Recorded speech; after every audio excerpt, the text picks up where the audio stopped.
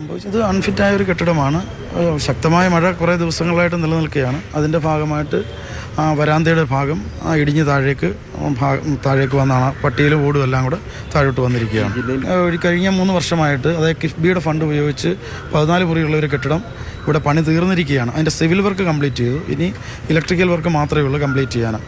അപ്പം civil work complete ചെയ്തുകൊണ്ട് തന്നെ നമുക്കിനി അതിനകത്ത് കുട്ടികളെ കയറ്റിയിരുത്തുന്നതിന് പ്രശ്നമില്ല എന്നുള്ളൊരു അഭിപ്രായം വന്നതിൻ്റെ അടിസ്ഥാനത്തിൽ നമ്മൾ അതിന് വേണ്ടിയുള്ള പേപ്പർ വർക്കുകൾ കിഫ്ബിയുടെ അതായത് കോസ്റ്റൽ ഏരിയ ഡെവലപ്മെൻറ്റ് കോർപ്പറേഷൻ്റെ MD-ക്ക് കത്ത് കൊടുക്കുകയും ആ കത്ത് അത് കൃത്യമായിട്ട് അതിൻ്റെ AXC അതിൻ്റെ കംപ്ലീഷൻ സർട്ടിഫിക്കറ്റും ബാക്കി കാര്യങ്ങളും എല്ലാം കൊടുത്തിട്ടുണ്ട്.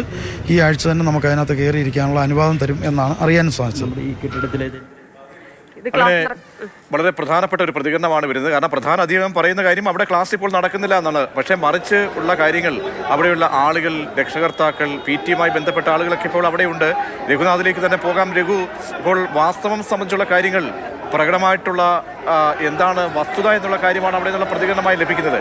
ഇപ്പോൾ ഒരു സംഘർഷഭരിതമായ സാഹചര്യമുണ്ടോ? എത്രത്തോളം ഒരു അവധി ദിവസമായതുകൊണ്ട് എത്രത്തോളം ഒരു ആശങ്ക ഒഴിഞ്ഞിട്ടുണ്ട് എന്നാണ് നമ്മൾ മനസ്സിലാക്കുന്നത്. മറിച്ചായിരുന്നെങ്കിൽ എന്ത് സംഭവിക്കുമായിരുന്നു രഘു?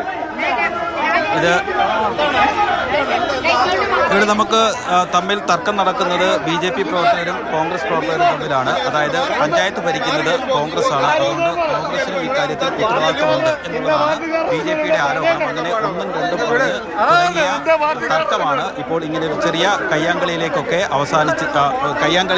എത്തിയിരിക്കുന്നത്. പോലീസുണ്ട്, മുതിർന്ന നേതാക്കളുണ്ട്.